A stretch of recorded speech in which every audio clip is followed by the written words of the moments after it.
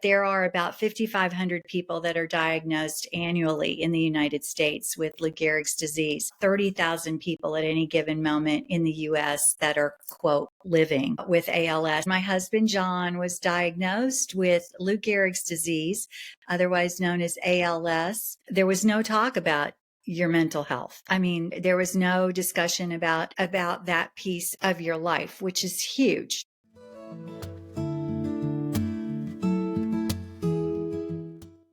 Good afternoon, everyone. My name is Trevor Zouth. I'm here with the One Moment Podcast team on a Friday episode with Miss Rachel Schneider from Dallas. And we're pleased to have everyone here with us and to have a nice discussion on all kinds of different topical differences. Hey everyone, my name is Joshua Evans. I am in a Master's of Art Clinical Mental Health Counseling program at Liberty University. So I'm almost finished with my first semester of that, halfway through. I'm also pursuing dual licensure after school, an addiction specialist as well as clinical mental health counseling. So I've known Kevin for a long time, and he was like, man, I really want you to jump on this with me. So I've enjoyed it so far. Thanks for letting me be here. And my name is Kevin Odom. I am a licensed clinical mental health counselor, licensed clinical addiction specialist, and a certified clinical supervisor, all in the state of North Carolina. Today, we have the absolute most wonderful and amazing guest of all times. And I've saved her for last. Okay, well, we saved her for last because she is a phenomenal guest. We spoke a little bit last night in preparation for today's episode. And so I want to give her the opportunity to introduce herself without having to worry about any interruptions, any tech glitches, while us three had to figure it out in the beginning. So go ahead, Miss Rachel. Well, Kevin, Josh, Trevor, it's a pleasure to be with you guys here today on the One Moment Podcast. My name is Rachel Kerr Schneider. And as Trevor said, currently I reside in Dallas, Fort Worth, Texas. And I am here today to talk about a lot of things, but in particular, the release of my memoir, which is called The Widow Chose Red. And it tells the journey of my family and our experience when my husband, John, was diagnosed with Lou Gehrig's disease, otherwise known as ALS, otherwise known as amyotrophic lateral sclerosis. He was diagnosed 17 years ago. He's been gone for 14 years. My boys were 10 and 14 when their dad died. And ALS is in the news again. Unfortunately, May is National ALS Awareness Month. But you guys may not be aware of the fact that the Ice Bucket Challenge is 10 years old. And you guys probably all remember everybody dumping buckets of ice water on their head. They raised over $115 million in about 3 short months when they did that 10 years ago. There's a group of students now who want to call attention to mental health issues. And I believe they're at the University of South Carolina, not North Carolina, but I think it's South Carolina. And they have revived the Ice Bucket Challenge just recently. The last week of March, they started, and they've already raised about $250,000 to bring awareness to mental health issues. So it occurred to me as I was reading about this yesterday that when we were diagnosed, and I say we because I suffered with my husband as well, there wasn't much talk about what happens to your mental health when you get a diagnosis of death. How do you handle that? So I think actually that these college students have actually done a great thing, because now they're calling attention back to both of these issues, ALS and mental health. And I'm going to have hopefully the opportunity to speak to how that correlates with one another, especially as it affected my family and our journey. You're the star of the show. We're here as the facilitators, as I like to say. But yeah, no, thank you. That was a beautiful introduction. And so my first question is for the audience, and I definitely would like to start here. Well, it's kind of like a twofer, okay, a 2-in-1 or whatever. What prompted you to write the book? And number two, how long has it been published for the audience specifically? So actually, it just went live today on Amazon. And Wow. yeah, it's a pretty, I have waited a long time. My husband was a very private man. And when he was diagnosed 17 years ago, social media didn't exist the way that it does today. Getting support was a lot more concrete and in person. And so I really didn't have a lot of time I thought about telling our story, but then I was raising these two young boys. And my oldest son, children handle grief very differently. My oldest son, John, at 14, was just starting high school. And he went down the road of addiction. So that was another journey that we had to make. And so writing the book was not a priority, taking care of my sons and going through this process. So actually, this is actually just the first in a series, because the second book is going to be about the boys, the Bible, and the battles, and what I went through with both of my boys in very different ways in dealing with their dad's death. And then the third piece will be about God, the guy, and the girls, and we'll tell about how I went on to meet a widower who had 4 girls who had lost their mother to breast cancer, and how we went into a long distance relationship for over 10 years before we were able to finally get married. So there's a lot there, but I wrote the story because I wanted to provide encouragement and inspiration.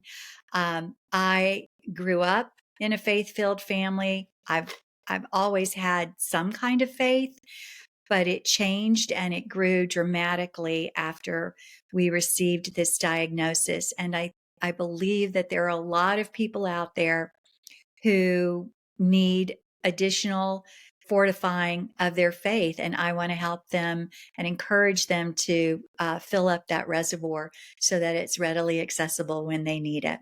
That's great. That is great information. I think what you shared is, there's never not enough resources. That's the first thing that comes to my mind, right? Mm-hmm. We can talk about it all day long, right? Medical society, healthcare society, we can all talk about it all day long, but yet just talking about it doesn't really do much of an impact, right? Mm-hmm. And it's coming on places like this, is writing those books. It's really when we start calling attention to, we start making change where change needs to be, and so you're right. When we get the diagnosis of a death sentence, right, there's no instruction manual for that. Absolutely not. And so I'm ecstatic that you decided to, wait that long before you even published. And I'm even more ecstatic that you said, hey, let's go ahead and put this thing together and give people a resource, give people an idea, because it's about connecting with somebody else. Mm-hmm. Right. And when we can connect, and I think Josh and Trevor can probably attest to it, and I definitely want them to jump in on this too some. But when we connect, it's that basic, I always say this on every episode if it comes up, it's that basic human connection. Without that, then we've got nothing. One of the neatest things that in my mind was the idea that she's got a 3-part series of books to do an explanation from beginning process through other separate journeys through the actual journey, and then kind of to conclude. And what I gained from her explanation was that she's using someone else's experience as the source of strength for her too. But the specific thing is the 3-part reference of 3 books. Our spiritual foundation is a 3-part thing as well. Me speaking spiritually from my experience and my understanding, which is very advanced, but not like religious groups or specific organizations, through my study on my own study, and it's a three person what they call a triumvirate. So what Miss Rachel is talking to us about writing these books is really like a completion of the whole thing. So I'm encouraged with I'm encouraged with just the idea that everything that she's gone through is complete in a 3-piece series. So I'm encouraged about that. And I I have to say that I have experience with things that came into my life. Um, Losing my younger brother to cancer, skin Mm-hmm. cancer, and whew. So that was a hard thing to do because I wasn't near him. He was in another state, and I was over 1,000 miles away. So it was a hard thing for me to get through, and just dealing with that difficulty sent me down a road that I didn't want to be down. So I can definitely relate to everything that she was talking about so far. So I'm just encouraged by the work that she's doing and why she's doing it, why she has done it, and what she has yet to do. Thank you for letting me say so. Miss Rachel, if you don't mind, I have a question because I know you were, when you went through this experience, there wasn't the virtual support that is out there today. What did you find, locally? Because that's what it sounds like, where most of your support came from. What did you come across? What did you find? What did you find beneficial? Things of that nature. It's a great question. Because like you said, there are the clinical resources and then there are the community resources. And so the ALS Association, I don't know if you guys know anybody with ALS or have had much exposure to it. I didn't know anything about it. But there are about 5,500 people that are diagnosed annually in the United States with Lou Gehrig's disease.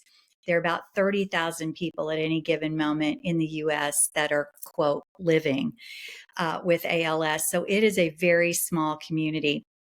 Because we were in Minnesota at the time, the ALS Association has these clinics that you go to every 3 months.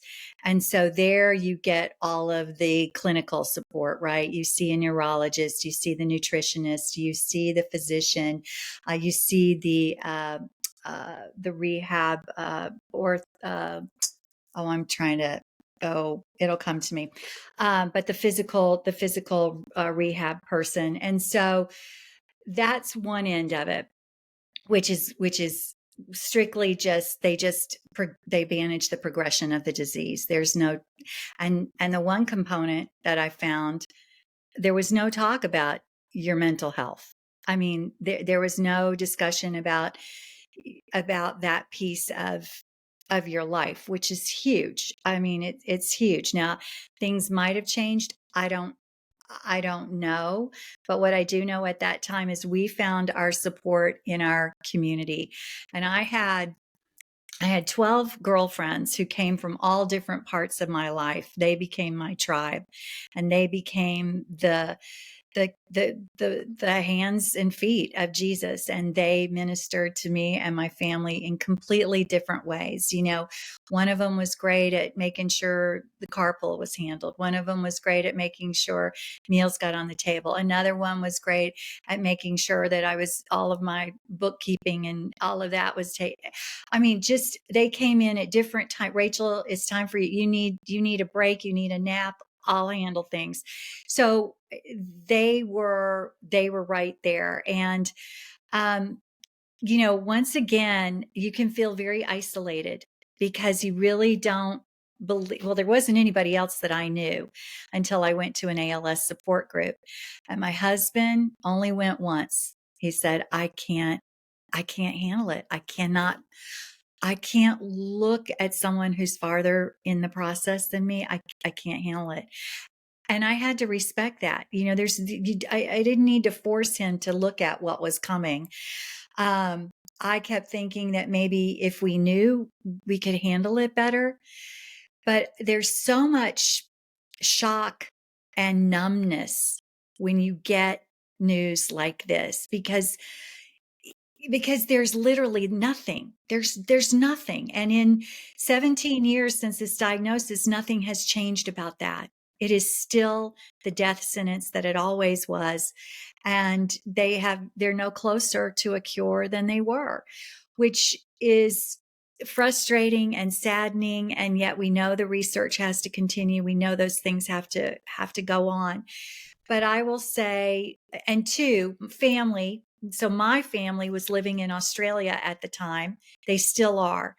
So they did not come in until the last 3 or 4 months of John's life. They came and actually moved in with me.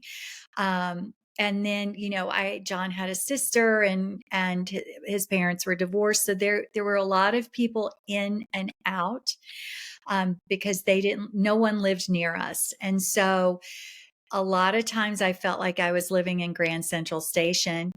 People do want to provide help, but sometimes they don't know, or you don't even know what kind of help you need, and you can get run over by the wrong kind of help very easily. And so, you're just trying to balance so many things. But I will tell you too, I started to see a therapist. I said, I have never helped anybody die before. I don't know how to do this. And I don't want to wreck our relationship. I know I'm going to still be here when John's gone. But how do I help him finish well? And my husband was like, why are you going to see a therapist? Why are you doing that? And I'm like, well, because honey, he's like, are you going to leave me? He was terrified that I was going to leave him, which, okay, that's probably not an irrational thought. But I looked at him and I said, no, honey. I said, you know what? We are in this till death do us part. Unfortunately, death is going to part us sooner than later. And I just want to, help you finish well and help me be okay, or as okay as I can be when this happens, because I've got these 2 boys that I'm going to be responsible for. So, I sought out some additional resources too. But my therapist, who was faith-based, I went in one day and I go, I don't understand this. I've got faith. I believe in Jesus. I'm good. But why do I have anxiety? Why am I not sleeping? Why am I exhausted? I don't understand. Why isn't my faith enough? And she looked at me and she said, Rachel, she said, Jesus had 12 guys helping him out. She goes, he couldn't handle it all. And she goes, and you're not Jesus, but you probably do need some help. And I said, okay, I get it. I totally get it. So that kind of made me also understand that that I did need to start utilizing the help that was coming my way, and at least maybe direct it a little bit better so that it could be most useful. Sure. So it sounds like, you're going through this experience and you don't really know what to expect. And Mhm. this is at a time before, mental health was really part of health. If I'm not mistaken, this was at a time when you could go see a therapist and your insurance company just say, no, we're not covering this. Like, this Exactly. was that time period that you went through this. So it sounds like you found a lot of your support through like really close friends, families, and then outside clinical resources when you needed it. Absolutely. And you are so right. People weren't talking about mental health like they are today. And I grew up in that generation where, I mean, my parents, my mother was a refugee during World War II. She was in a displaced persons camp. My dad was in the military. These are not the kind of people that say, I'll go get some help. They had to figure it out, and yet no one ever, my family was very supportive, because here's what I will tell you, they had never dealt with anything like this either. So, I, so I really, and even now, it's interesting because even now, when my son and the addiction, we were trying to find, counselors and help and so on and so forth. And when we moved to Dallas, I started seeing another faith-based therapist. And, I remember, telling her that I just wasn't sure how I was going to navigate all of this with John and my other son. And, Michelle, I still see her. It's interesting because, a lot of people think of therapy now as you go in once a week and it's an hour and da da da da da. I have seen her change to a more intensive model where we can go in. I can go in for 2 hours at a time. I go in with, these are the issues. How do we get through them? We've gone in as a whole family. I've gone in with my boys. I've gone in with my bonus daughters. It's interesting for me to even see in the, oh my goodness, 8 years that I've been her client, how she has changed, how she is working to help us get farther faster, right? I mean, it's just been an interesting progression, and how she's been working with me, all these years as well. So, I do want to know too, what do you feel like you were missing during those times? Because you had the family support, right? And you had, and I say family like the local support, right? You had the occupational therapist, the medical, society, not the mental health piece. So what do you feel like, I don't know, maybe was the most critical piece as you look back? I'm sure going through it, you were probably thinking 1,000 things, throughout the day. But looking back now, what do you feel like if the healthcare society, right, in as a whole, could have or should have done differently or offered differently to maybe help you and your husband and your kids, and or y'all's kids? Apologies. That's a great question, Kevin. I think that, first and foremost, I have to give a lot of credit to the people that even deal with those of us that are going through ALS. I mean, I can't imagine what it must be like for them to have a litany of people come through their office every day, and all of us are have a loved one that's dying. I mean, how do you fortify that reservoir?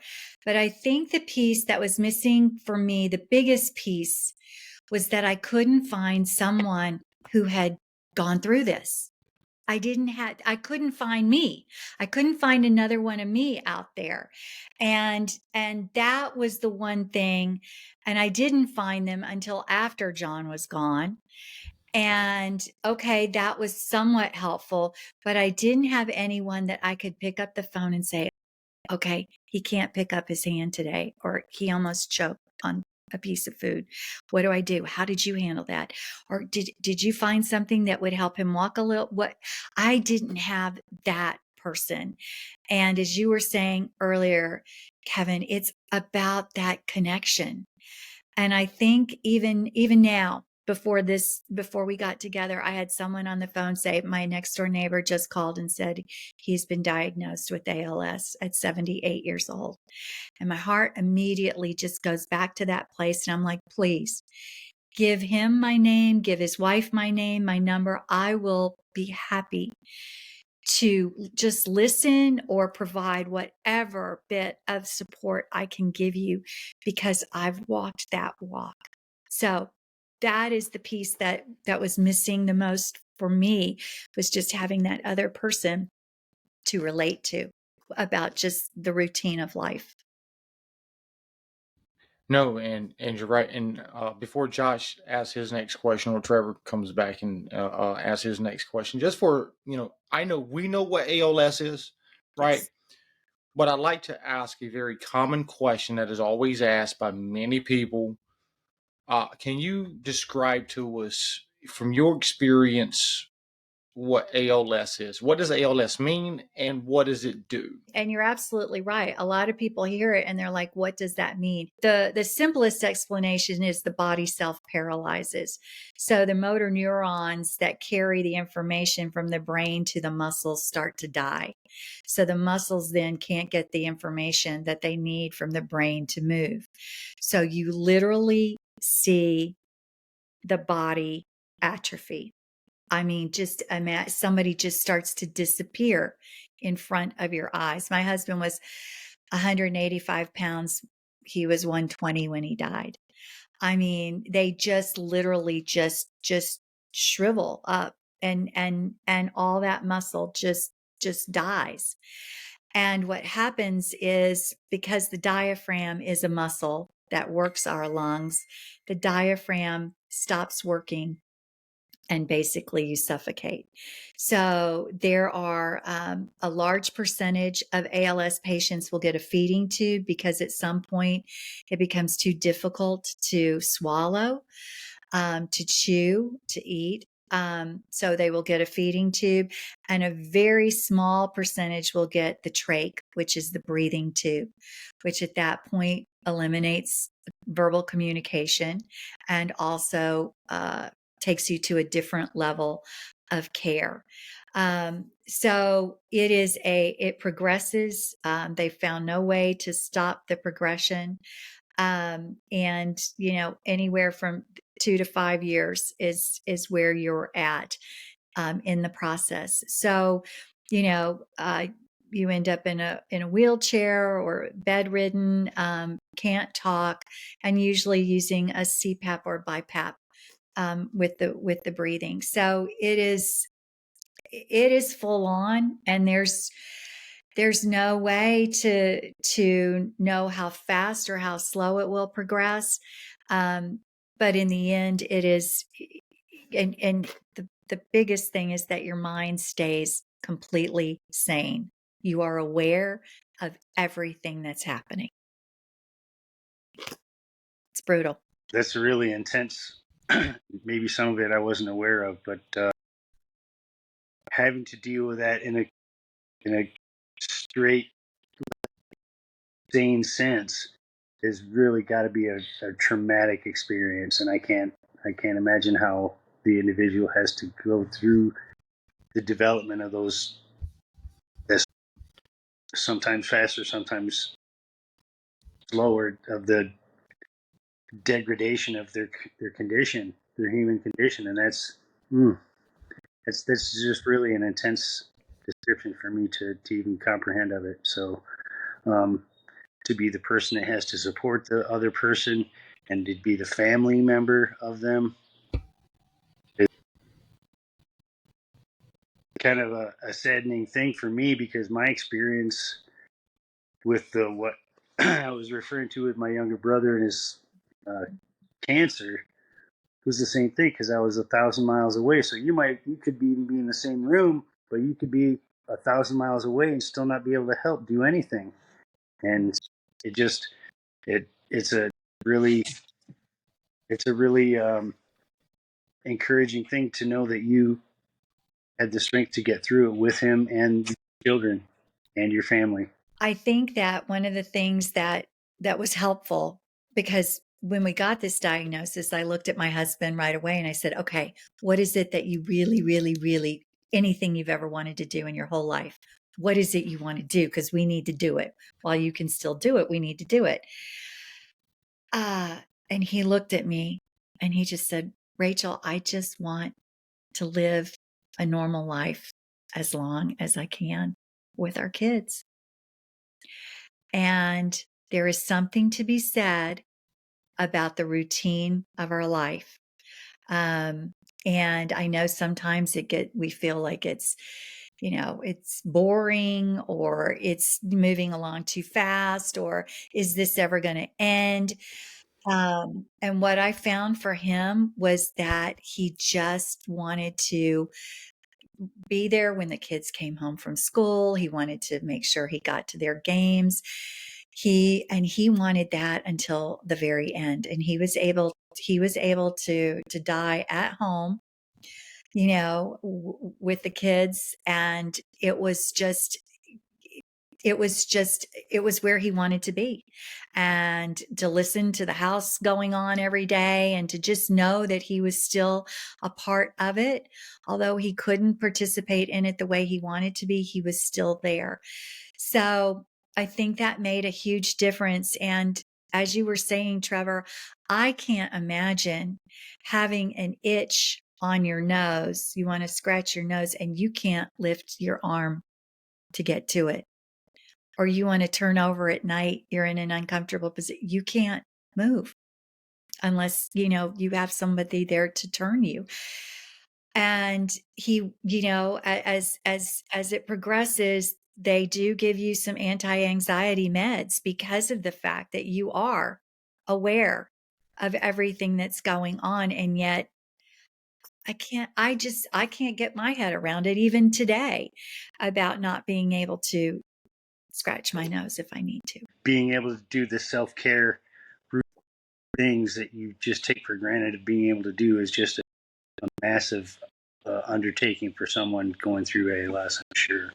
Absolutely. And there's really important that you said, Rachel, was about being home and how important homeness, or the sense of being in a place where you're secure, you're taken care of, and you're still fulfilling your purpose of being present with those that you love beyond any amount of anything. And very important to have been able to have a part of. I'm just amazed that the time that was spent had to have been just so precious. I mean, you may have taken it for granted along the process through it, but not necessarily meaning that you do. But every day was a valuable time for you and your family to continue sharing the love as long as you could, and that's really important to it. Mm-hmm. Absolutely.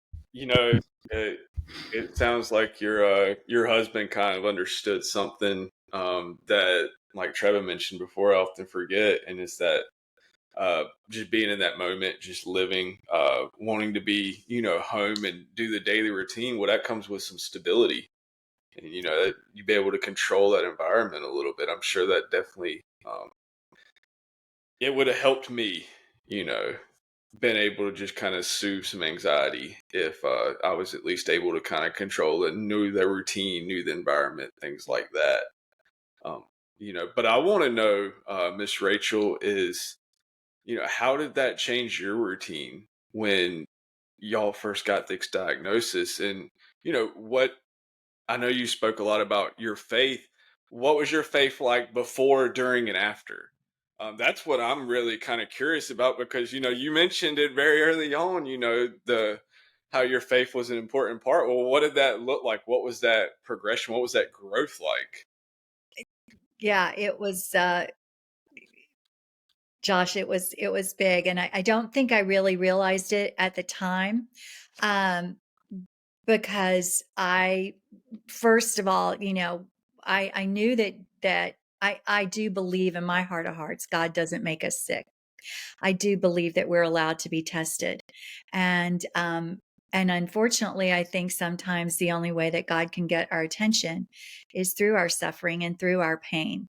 And what I do believe also is that none of it's ever wasted, ever wasted. And so for the longest time, I believed and prayed that God was going to heal John. If anybody was going to be healed of ALS, it was going to be John. It was going to be a miracle and he was going to be healed. Not just because I believe that, but just because we serve a good and gracious God and he does miracles all the time. So that's what I believed. And I immersed myself in everything, you name it. I was the front row on church. I had my hand, I was doing everything. I was listening to sermons. I was doing praying. You name it. I was reading it. I was listening to it all the time. And, because I really believed that if I claimed it enough, I could speak it into being. And God had other plans. He had other plans. And I have never, a lot of people when something happens to them, they'll go, well, why me, Lord? I think Chris Christopherson recorded a song, "Why Me, Lord?" And I always was like, well, why not? Why not me? I mean, none of us are going to get through this life unscathed by something. And yet, so what I knew is I had to go through this process of finally saying, okay, Lord, I don't know how to do this. You got to help me. You got to help me do this. And you got to show me how you want me to do this. And I will tell you that, probably 6 months before John died, I finally realized this wasn't going to end the way that I thought it was going to end, with a big miracle happening. But I knew somewhere that and I will tell you quite honestly, I was ready to go meet Jesus. I would look at my husband sometimes and say, I'm a little jealous. And he'd be like, why? Because you get to meet Jesus before me. And I'd really like to, I'm ready to meet Jesus. And he'd be like, Rachel, you're nutso. But, I really kind of sometimes was like, why is it John? Why is it John? Why wasn't it me? And yet I knew that God, there was a purpose for this. I will tell you that I was raised with a lot of biblical knowledge. I grew up, I call myself schizophrenic Christian. My dad was Southern Baptist and my mom was Lutheran, and I grew up in Jackson, Mississippi. So I went to church in the morning with my mother, and we did communion with real wine. And then I went to church in the evening and was told that drinking, dancing, and all that stuff was going to send you straight to hell. So I was trying to figure out where do I fit into all of this? But I knew the disciples. I knew Joshua, Moses, Daniel, Naomi, and Ruth. You name it, I could tell you the stories. But what I learned through this process with my husband was about the relationship piece of it, and pouring out my heart day and night, and just talking to God throughout the whole day. Help me get through this minute. Help us get through this meal. Help us get through bedtime. Just all of those things, those conversations, those ongoing conversations that I was having with him about everything. And that, just talking to him like he was right there going through it all with me, and he was. So coming through it all and seeing how God has remained faithful. And even when after John passed, I mean, I will tell you, my mom and dad were there at the house. My dad had been reading the Gospels to my husband, because my husband felt like he didn't know the Bible very well. And so he wanted to hear it. My dad was reading to him and reading to him. My dad actually went in there when I realized that John wasn't breathing and I needed confirmation. I called my dad in, and because of his military training, do you guys know how they check? How they check someone when they're on the field or they've been, so they pull up the eyelid. They pull up the eyelid and just see if the eye rolls back. And that's how my dad checked John. And that's how we knew that he was gone. And then my dad proceeds to start reading out of the book of Romans. He was going to finish the book of Romans. And then he starts praying. I go, Dad, what are you doing? He goes, Rachel, he goes, Lazarus was raised from the dead. I go, yes, he was. He goes, it could happen again. And I left the room, and I love my dad to this day because he just refused to give up. And I let him have his time with John, what he needed to do. And I realized then that John was gone, long gone. He wasn't coming back. And it would be, we would find a way to get through it. But it was, I'm not here to tell you that it's all, unicorns and rainbows, because it is not. And, God never promised us an easy life, but he did promise us that he would be there through every step of it. And so now, my faith has become more real. I am much more vocal in sharing it. And I have seen firsthand what God has done through both of my boys and how he has raised them up without a father. And yet he has still been there for both of them through some very, very dark and difficult times. So I hope that sheds a little light on that question, Josh. Imagine a day where fatigue doesn't stand a chance, where clarity perks up your focus as the clock ticks on. Discover W Energy, the drink that transforms ordinary moments into opportunities. With no sugar and flavors that feel like gourmet art, each sip stirs your senses, readying you for greatness. W Energy is a focus energy drink that contains no sugar and is available in a variety of unique flavors. Their coffee fruit cherry extract is the star of the show. This ingredient is what makes W unique and helps to provide smooth and effective focus and energy, making it perfect for anyone who needs to conquer a task. W flavors are created with one goal in mind, to taste unlike any other beverage. We combine bold and unique flavor combinations to craft an experience for your tongue with each sip. W achieves its smooth, effective focus with a high-end tasting experience while using no sugar, no fillers, and no artificial color or dyes. Every product they create follows the same philosophy. Be effective, be clean, and taste as good as nature will allow. Use promo code OneMoment to enjoy 10% off their products. And most importantly, they sponsor the One Moment podcast. They are helping to raise awareness of mental health, substance use, suicide, and much more around the world, seeking to make a global impact, reducing stigmas and changing lives one moment at a time. Visit onemoment.chain.box to learn more about our podcast. Follow us on our social media channels for more information and to stay up to date with our episodes. Imagine a battle raging inside you, a battle between two wolves. One embodies all that is good, the other all that is evil. Vladimir Soloviev, a renowned Russian philosopher, once said, "What is important is not that in every man are the roots of good and evil, but which of the two prevails." This idea is beautifully captured in the Cherokee proverb about two wolves. When asked which wolf wins, the wise grandfather replied, "The one you feed." In our daily lives, we often feel pulled in various directions, experiencing internal conflicts and questioning our choices. These ideologies remind us to focus on doing what's right, to feed the good wolf within us. Feeding the good wolf means nurturing qualities like love, honesty, honor, integrity, respect, dignity, loyalty, and trust. Every day presents a new challenge. Which wolf will you feed today? Tomorrow? Next week? Next year? The choice is yours, and it shapes who you become. Will you let the good wolf prevail? Remember, the wolf you feed determines the path you walk and the person you grow into. So, as you close your eyes tonight, ask yourself, which wolf will you feed? Good night, family. KO.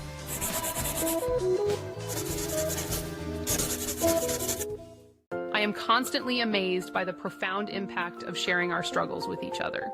The one day at a time phrase helps us remember to pause. In a pulsating world, we often forget to pause. That's where One Moment podcast began its journey, committed to nurturing mindfulness, change, and advocacy around the world, reducing stigmas associated with mental health, substance use, and suicide, and changing the way the world reacts to these taboo topics.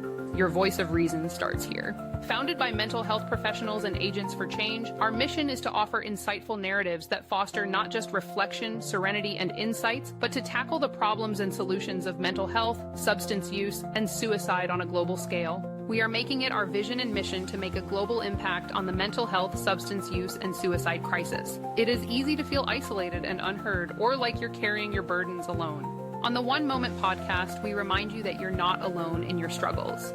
There are millions of people worldwide who are struggling, and the weight of your experiences deserve to be understood. You deserve to be heard. You deserve to have a voice. The One Moment podcast is a safe haven for connection. We have weekly podcasts. Join us to learn more about mental health, substance use, suicide, community initiatives, and much more as we tackle these global crises, creating change in the world. Change begins when we recognize there is a problem. Remember, change starts with you. Visit onemoment.chain.box to learn more about our podcast and to connect with us on social media. Don't forget to subscribe to our channels to stay up to date on our episodes. Subscribe to our YouTube channel, One Moment Podcast. If you would like to support us, you can find the links to donate directly to us on our official site, onemoment.chain.box. You can also support our sponsors. We are presently sponsored by W Energy, The Place to Heal, Mindfully Me Counseling, PLLC, Bright Life Therapy, PLLC, and WebHash. Check our official site for more information. Subscribe now. Some photos in this ad were created by Grok. Have you ever wondered how the principles of 12-step programs align with the core values of diversity, equity, and inclusion? Stay tuned to discover a surprising connection that might just change your perspective. Good morning, family. Today, we delve into the 12 traditions of 12-step programs and their emphasis on relationships. How do these traditions mirror DEI principles? Diversity is about our differences, and inclusion ensures everyone feels a sense of belonging. The 12 traditions guide us in respecting both differences and similarities. These traditions allow individuals to be themselves, free from barriers, and participate fully in relationships. They foster a sense of belonging, freedom, and love. People often say, "The steps keep me from killing myself, and the traditions keep me from killing other people." This highlights the importance of these guidelines in maintaining harmony. Many religious ideologies also emphasize DEI principles. For instance, Judaism's Tikkun Olam focuses on community service and social justice, aiming to repair the world. Jainism, an ancient Indian religion, emphasizes compassion and empathy, recognizing the inherent value and dignity of everyone. The Lotus Sutra, a Buddhist scripture, teaches us to recognize the worth and dignity of every individual, reinforcing the idea of inclusion. Feeling a sense of belonging is crucial for our growth and development. It's inherent in our very fabric of existence as social beings. So, what will you do today to help someone else feel a sense of belonging? Let's continue to pass on love, compassion, and empathy to everyone we meet. Peace and love to all.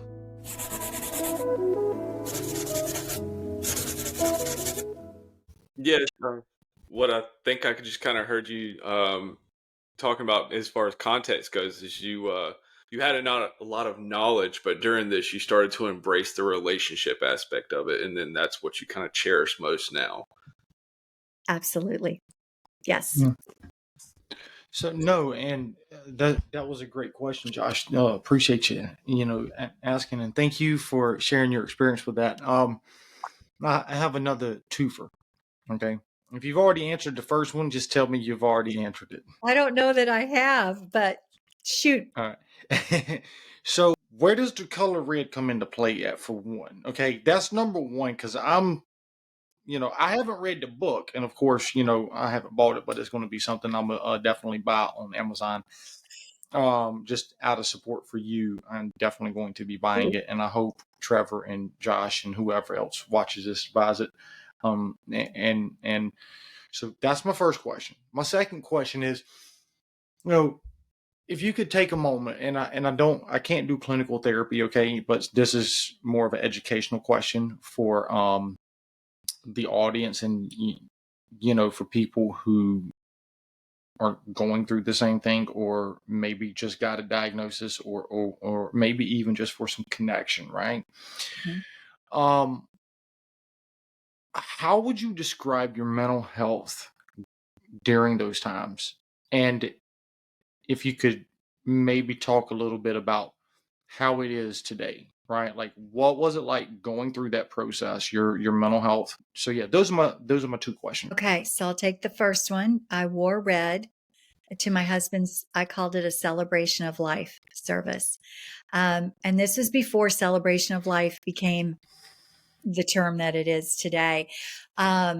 Because my boys were very young, we had probably the whole elementary school and most of the high school that was there to support the boys. So we had a regular church service, and then we had a party later that night. I will tell you, at the reception after the church service, though, the boys, I said, "What do you want to serve for lunch?" And they looked at me and they said, "Pizza." So we had a pizza reception after the church service. I wore red because red is the color of love. Red is the color of passion. Red is the color of fire, and the flame is how the Holy Spirit is represented in the Bible.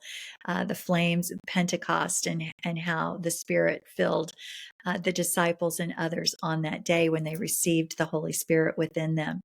And that is significant to me because I believe that all of us have that Holy Spirit in us if we're a believer in Jesus. And we forget that we have this supernatural power inside of us that he gifted us with.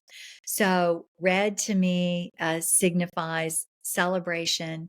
And, we were celebrating. Of course, we were sad that John was gone, but I was celebrating that he was suffering no more.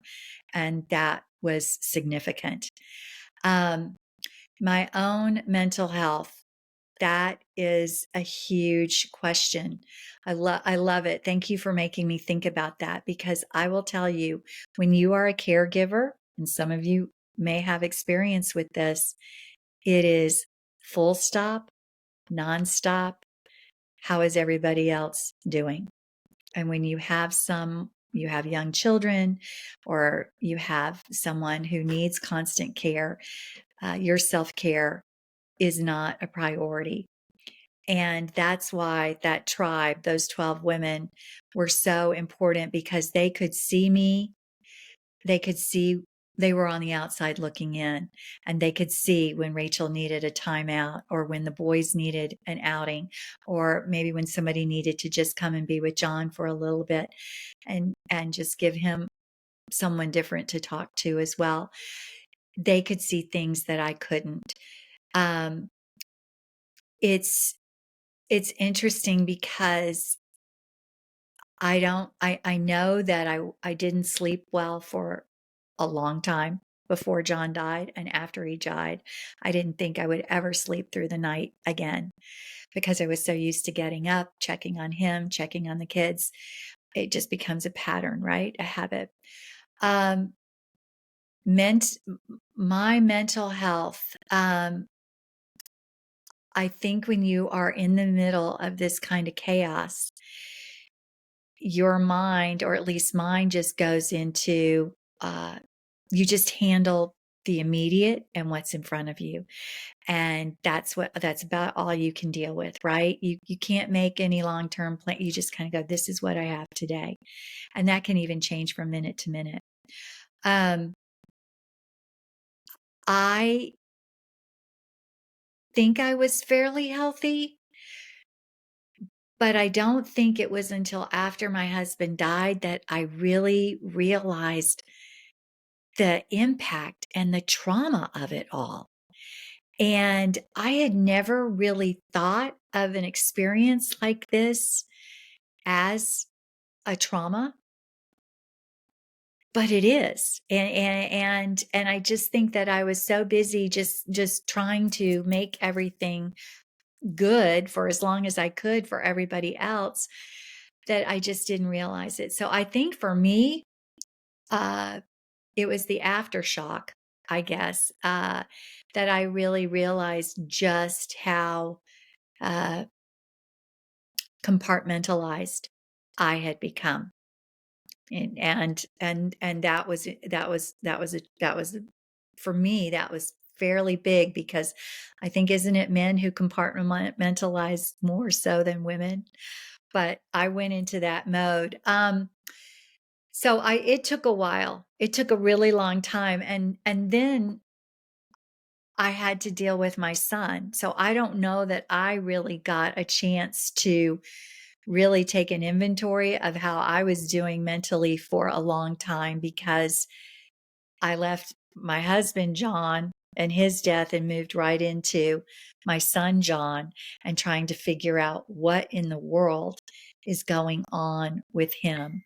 And I didn't know how much of that was adolescence, how much of that was high school, how much of that was grief. Drugs never entered my mind. Quite honestly, they never entered my mind until one of my girlfriends called and said, I saw him out with the lacrosse team and they were all getting high. And I'm like, it can't be my son. You got to be kidding me. Seriously. And that just began a whole different journey. So, thank you for asking that. I hope that answered your question. Because I don't know that I paid a lot of attention to how I was doing mentally. It just became just mainly survival. How do we just get through the next day, the next phase, the next loss. You brought up so, pardon me for interrupting, Josh. I didn't mean to step on you. You brought up very important with what you just said, survival. Mm-hmm. The only way to get through these days, or any days, is to maintain that spiritual connection with your higher power, however you understand him. Mm-hmm. I'm kind of like you. I'm advanced in my studies, and I can simplify everything by saying only one thing that I know that so many people don't know or are aware of it. It says, "Behold, I have foretold you all things." That's pretty simplifying everything. But when you think of this as, instead of like something that you can't understand, think of it as like a love letter from the love of your life, and they've written you this letter. But in order to understand it, you have to actually read it. So, anyways, yeah, that was a very strong point. Sometimes when you're separated from your higher power by your own choosing, you go the hard stuff and don't seem to where to go, to know to turn, or to get their source of strength for surviving the day through. So it's an everyday thing that you have to have somehow to make connection, and you'll be able to get through anything because it's not your strength through it. It's your higher powers supplying you with that strength. So, yeah, I have to confirm your description of that. Thank you. No, you're good, Trev. All I was going to say, Miss Rachel, was it sounds like you found yourself in a sandwich situation. Mm-hmm. A lot of times I think individuals go through that when, they get done taking care of their kids and now they have to start taking care of their parents. But for yours, it sounds like it was a little bit of a different scenario, but it was, taking care of your husband and then having to take care of your kids, especially one who's find himself in like, some essentially a crisis situation where they're, doing some things that may not be healthy for them or, in the best interest of them. Oh, absolutely. I didn't grow up. You guys, the only thing I'd ever done, I went to college and I thought smoking a cigarette was a big deal. Okay. That was all I'd ever done. I knew nothing about any of this. And, it was just, that was a whole new world. And we could probably come back and have a whole different discussion about that because I didn't know. And once again, I didn't know anybody. I couldn't find me out there. I couldn't call Susie and say, "Hey, how did you handle it when you found out your son was, getting high every day and skipping school and stealing iPhones to sell them so he could go, buy drugs?" I didn't have that. And it's like, okay, what do you do with that? Where do you go? Where do you go with that? And that took us down a whole nother road, which is the second book. Because wow. And especially when they're so young, I mean, 14, 15, 16 years old. That's, oh, so yeah, that caused me to have to figure things out in a completely different way. And then they're your children, right? So you're like, I have this responsibility, right? I'm supposed to protect them and save them from everything. Well, we have to let go of that too, because there's only so much of that we can actually physically possibly do. And it was really, that was a really another difficult piece of the journey. If you don't mind me asking, just kind of, looking forward a little bit, did you find someone that was, the Miss Rachel that had gone through those things with you, with your son? I know you said you didn't with your husband, but were you able to find that with your son? So the closest that I came to that was finding a gal who went to AA. That was the closest that I came. And she was able to refer me through her contacts through AA, through someone who put me in touch with a rehab in Pennsylvania. So, but I started out just trying we found a therapist, and then, then we realized that this therapist, that addiction wasn't really his specialty. And once again, Josh, to your point, back then, therapy did not have the silos that it has now, right? I mean, you've got addiction, and then even within addiction, you've got different addictions, right? I mean, it's become so specialized, which has been terrific. But we were walking in, and this person thought that, you could counsel someone with addiction the same way that you could counsel, somebody who's going through grief. John had both of them. So how do you put that together? And then I had a couple of therapists just say, you know what, he's too much for me. Well, what do you do with that? Can you send me to somebody else? So ultimately, my girlfriend, Marcia, her contact said, I think it's time. You've got to do a full blown intervention. And we did. And this was after 2.5 years. John was at 17. I realized my window was closing. At 18, he would be off on his own and could make his own decisions. So at the beginning of his senior year, that's where he went. And,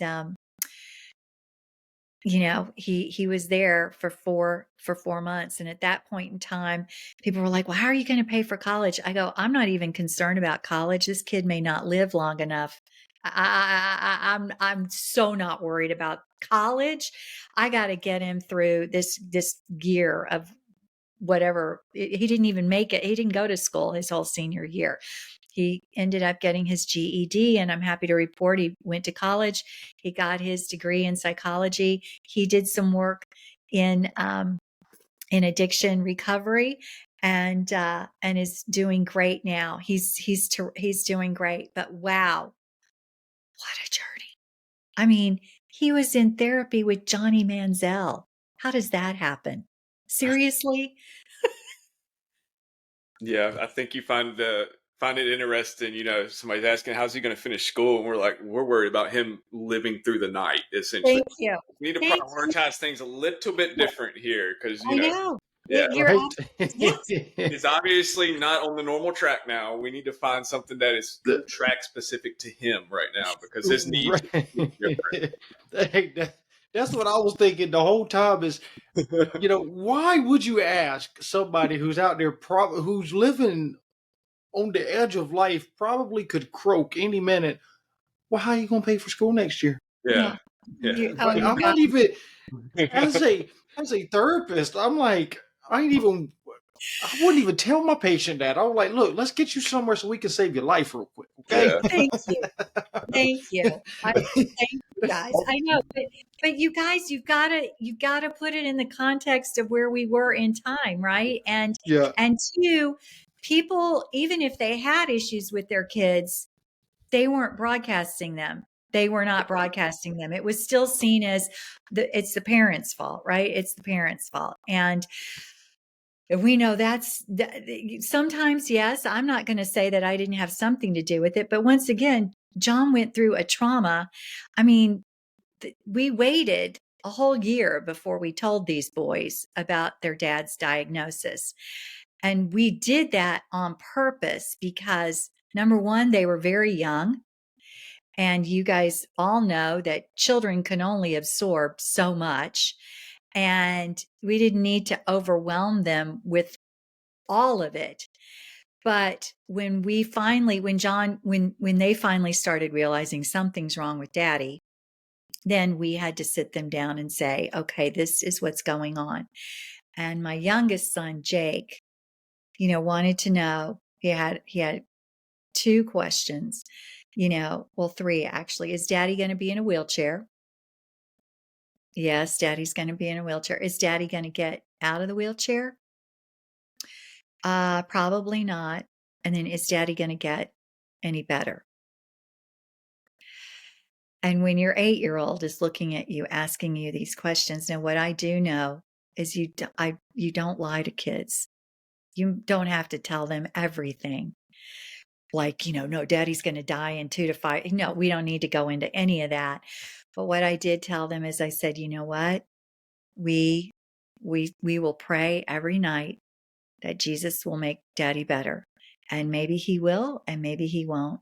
But in the meantime, we are going to do everything we can for Daddy to make him comfortable. And, that was it. And what we did know is that as soon as those kids told their friends, oh, you know how 8-year-olds or 10-year-olds, 11-year-olds are, my daddy's got an illness. It's something ALS. My phone started blowing up. The neighborhood found out, the community, and John and I had taken that year to prepare ourselves, knowing, good news travels fast, bad news travels faster. So we were actually finding ourselves trying to comfort some of these people because they all went into shock too, right? How many 47-year-olds do you find that are diagnosed with something like this? So my kids, and I've really been very upfront and honest with them, even with John's addiction. I told him one night, I just looked at him flat out and I said, if you think that I can stand by and watch you, blow up your life by inhaling all of this stuff, I said, I watched your dad struggle to take a breath. I watched him struggle to take a breath. And now you want me to watch you just your life go up in smoke? I said, John, I'm not going to do it. I am not going to do it. Not without a fight. So, and fight meaning that I was going to do whatever I could do within that window of time that I had to my job is to provide the resources. And so that's what I did to the best of my ability. And yet you guys know too, that just because you go to rehab, just because it doesn't always take. And I didn't realize that either. Oh, I just thought, we'll do this or we'll do this or we'll do this. That's for the second book. You were looking for the cheat code. I tell you what, and then I was just looking for the answer. Could you just give me the answer? Because if you tell me what to do, I will do it. Because I just left a situation where all they could tell me was, this is it, you're done, there's nothing you can do. So at least, I was at the opposite end of the spectrum. I was going to check out every option known to man if I thought that it was going to make a difference for my son. Right. Yeah, and I think that's important, regardless of diagnosis, whether it's ALS, whether it's drug addiction, whether it's, severe mental illness such as schizophrenia, schizoaffective, bipolar, whatever the diagnosis is. It could be psychological or it could be medical in and of itself. I think it is utilizing, as you were saying, our resources, and especially how you described too, not just with you and your son, right, but also when you were, basically watching over your husband. Unfortunately, having to use the resources that you only had in that moment, right, during that whole process, and of course, building upon that, and and learning what what the resources are, and unfortunately, depending upon one's perception, we're not given this thing called instruction manual for life.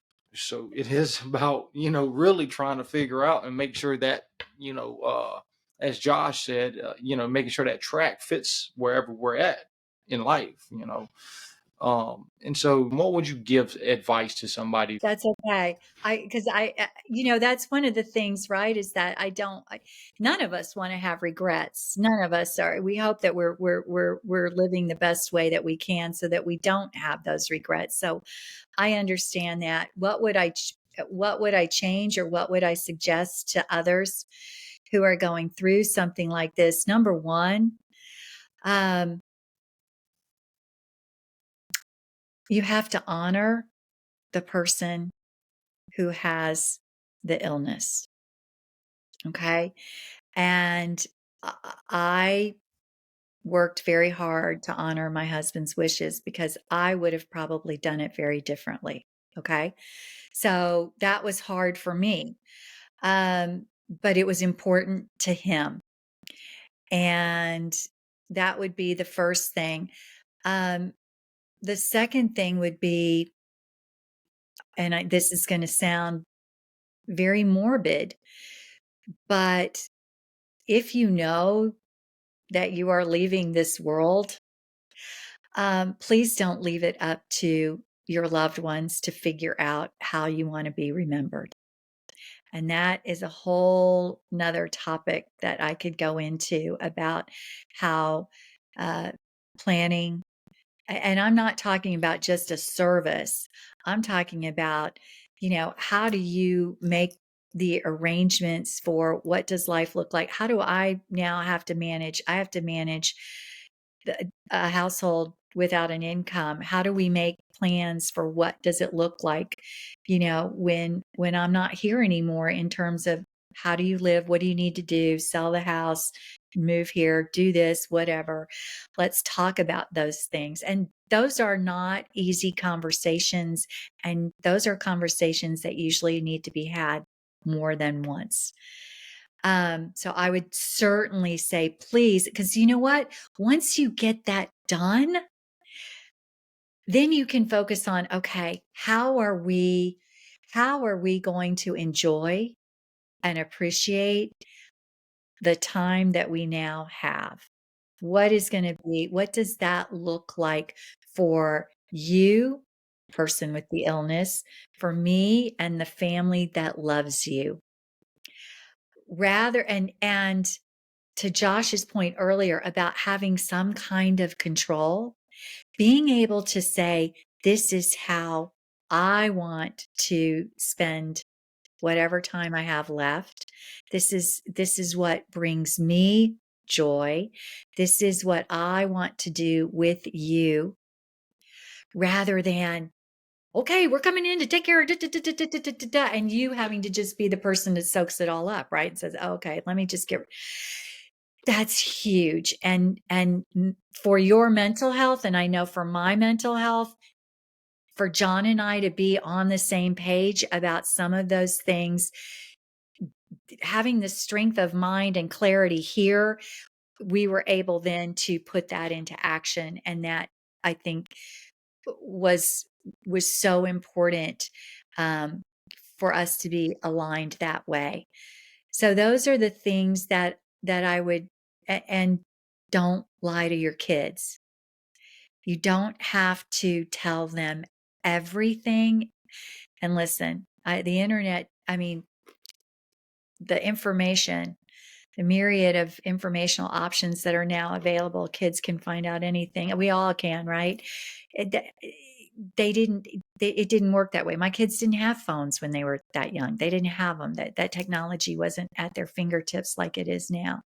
But even so, just be truthful with your kids, and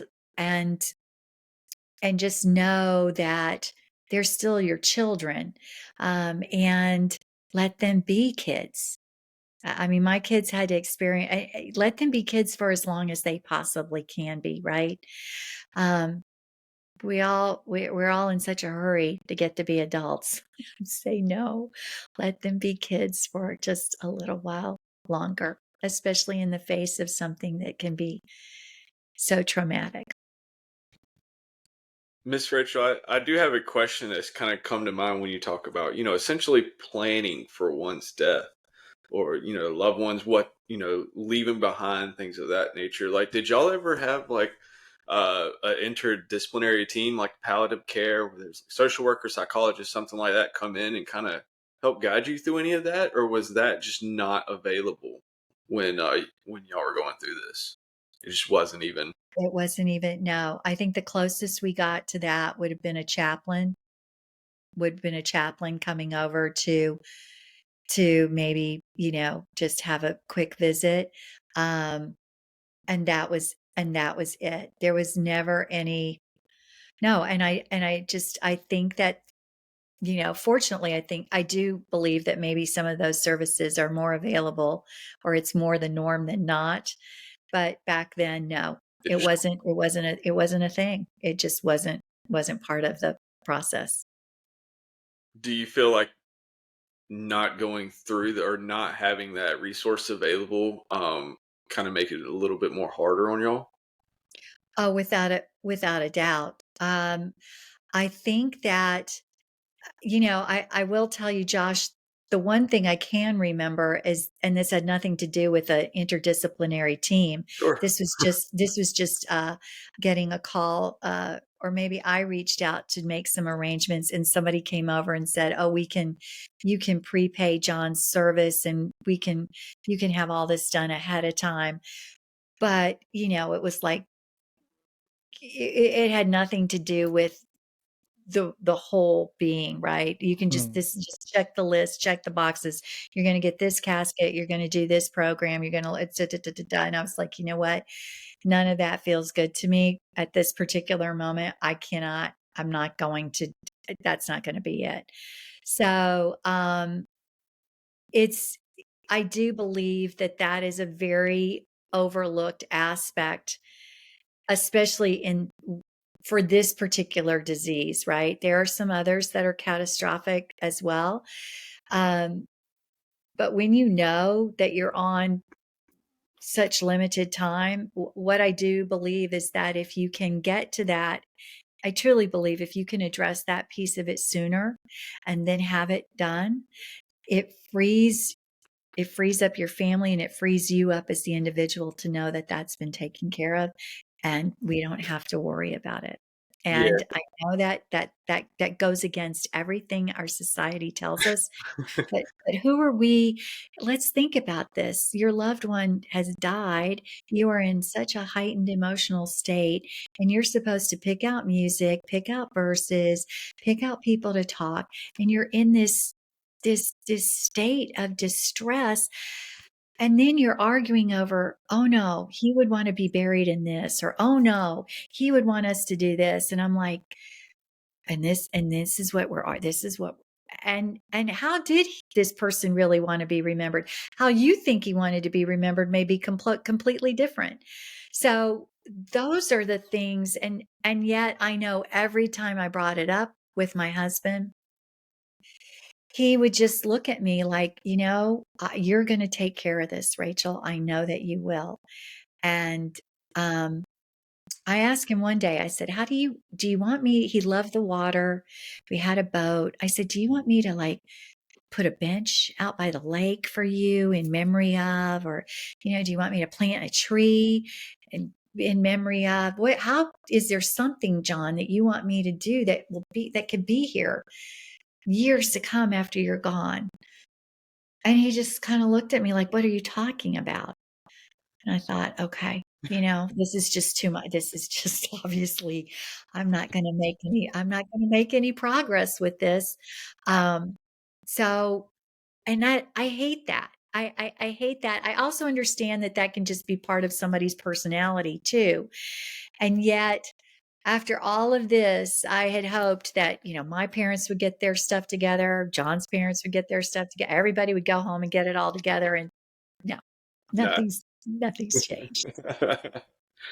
Yeah, I know when you talked about, right after you've lost someone and you're in shock and having to go through all these different processes of essentially whatever kind of, ceremony, burial, celebration of life, whatever, you would like to do or whatever that person who's died would like to do. And you're essentially arguing over, whether to have cookie or cake or, whatever it is.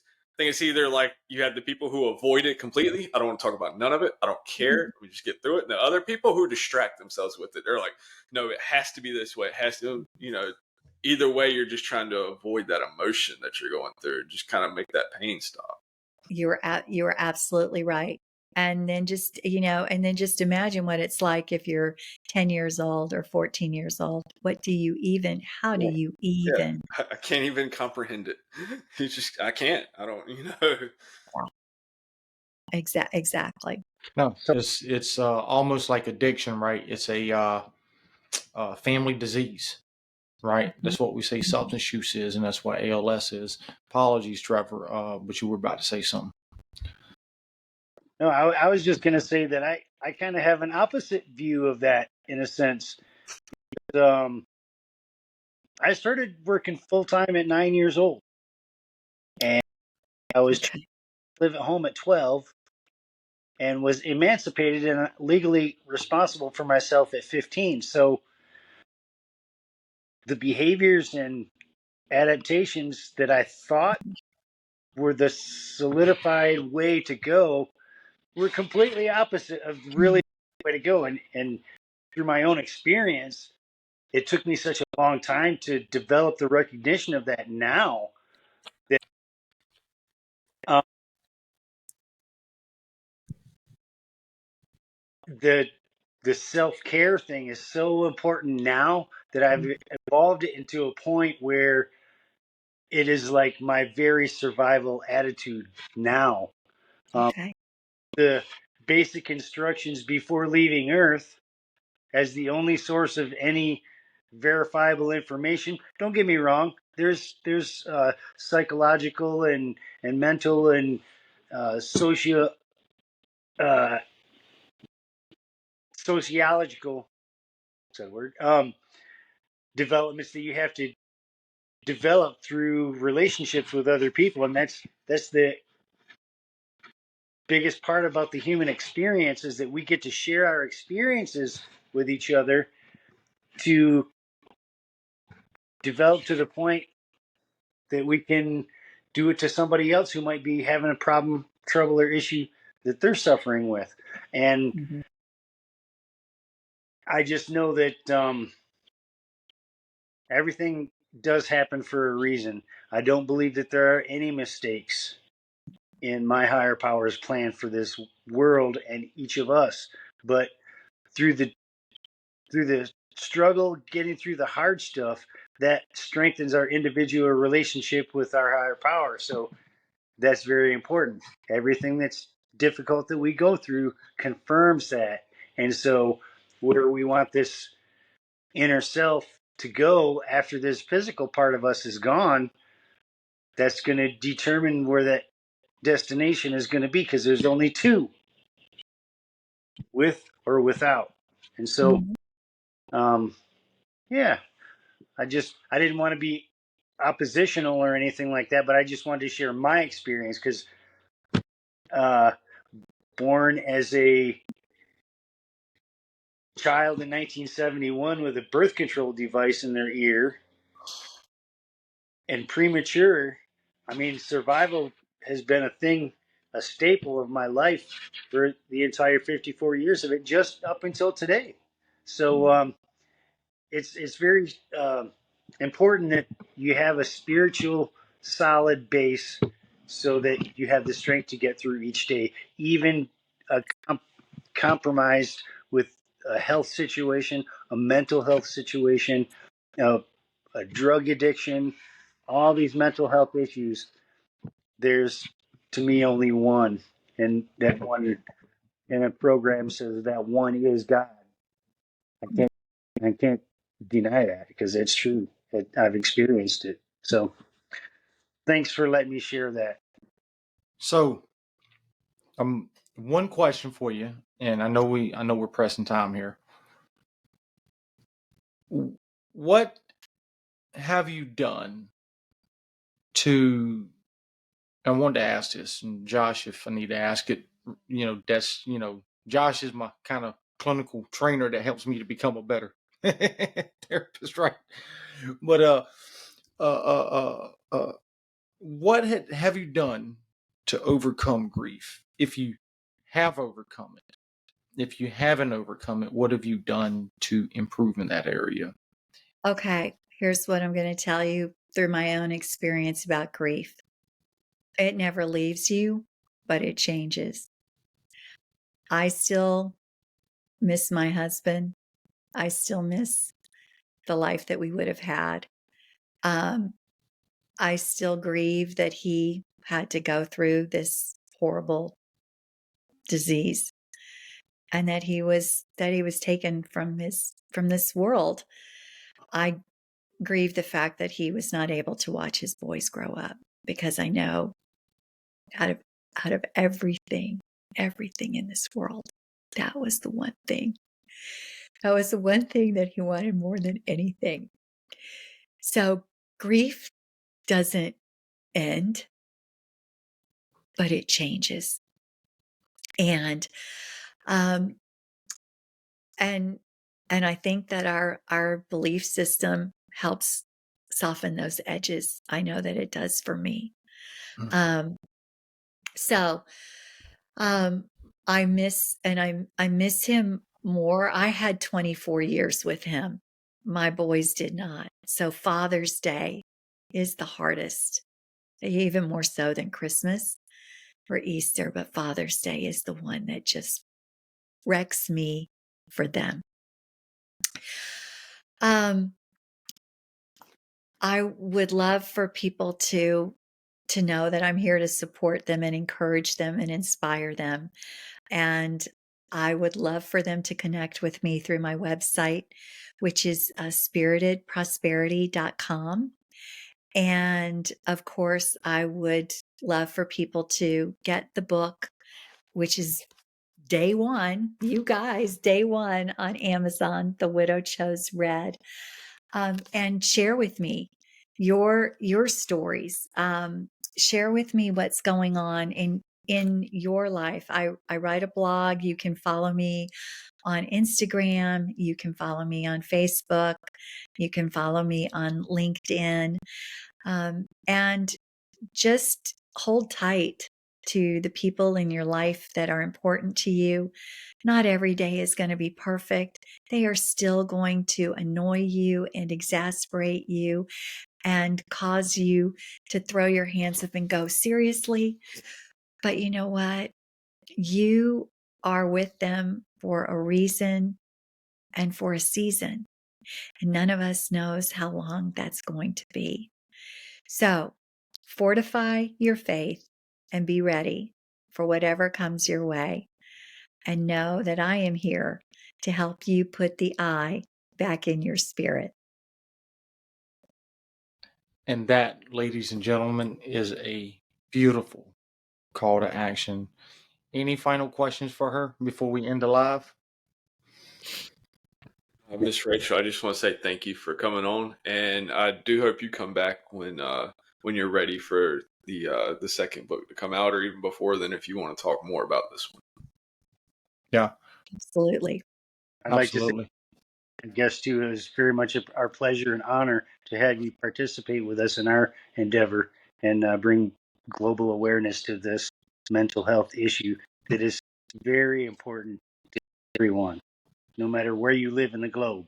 So it's awesome. Thank you for being our guest. Absolutely. Thank you, Miss Rachel. Have you ever felt like the world would be better off without you? You're not alone, and there's more to this feeling than you might think. New research reveals that suicidal thoughts and behaviors are unique to each individual, challenging the old belief that it's solely due to depression. When people are suicidal, they often believe they are a burden and that their absence would relieve others. They might see suicide as a solution to their overwhelming problems, feeling lost and unloved. But ancient wisdom, like that from the Bhagavad Gita, teaches us to give up selfishness and embrace kindness, respect, and compassion for all. St. Paul once said, "Love never fails," reminding us of the enduring power of love in our lives. No matter where you are in your struggles, remember that someone cares about you, trusts you, and loves you. You are not a burden. Time has a way of healing, and your struggles will pass. Don't give up before the miracle happens. Hold on, because peace and love are within reach. If you need immediate help, please contact local emergency services. Peace and love to all. KO.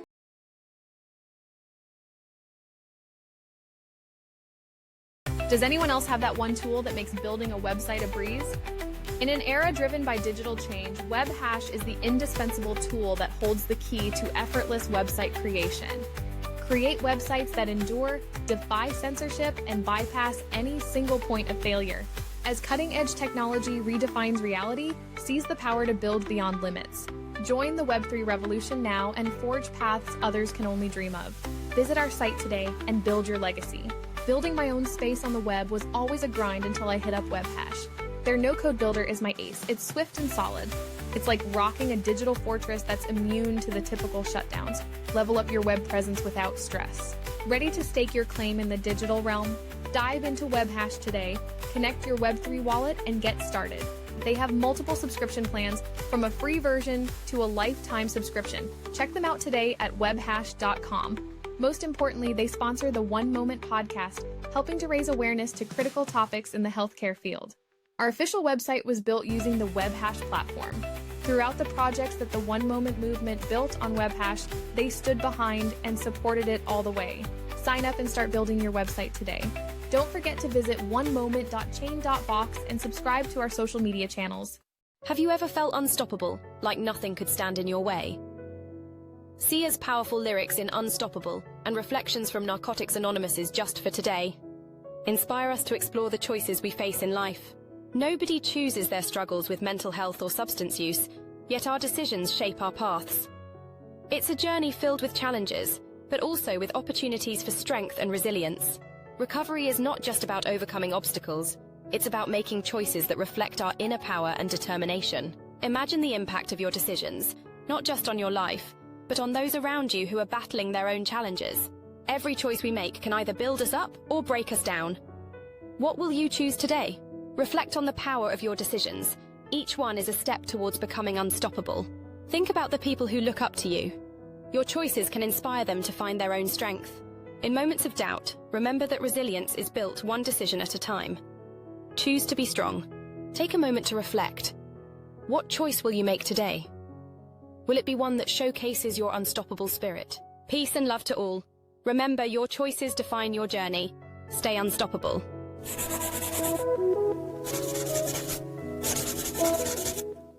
In the heart of the city, a vision was born, not just a piece of clothing, but a movement. Vital Apparel reflects not just the raw edge of the streets, but the spirit of innovation to bring about change in mental health worldwide. It's more than a style, it's a statement. A blend of comfort with an attitude made for those who refuse to be average. Embrace the culture, ignite your passion, and wear the revolution. Discover your new favorite piece today and be part of something larger than life. Visit our link now at vtlapparel.com to grab your next outfit. Use promo code OneMoment to get 15% off your order. Why support us? The founders of Vital Apparel, Hung Dao and Alex Kozub, sought out to raise awareness, seeking to change the stigma around mental health. 5% of their profits are donated to Brain Research Foundation, furthering the research in mental health. Vital Apparel sponsors the One Moment podcast. We partnered with one another so that together we can make a global impact on mental health, substance use, and suicide, saving lives one moment at a time around the world. Help us break the stigma. Visit onemoment.chain.box to learn more about our podcast and to connect with us on social media. Don't forget to subscribe to our channels to stay up to date on our episodes. Subscribe now. Some photos in this ad were created by Grok.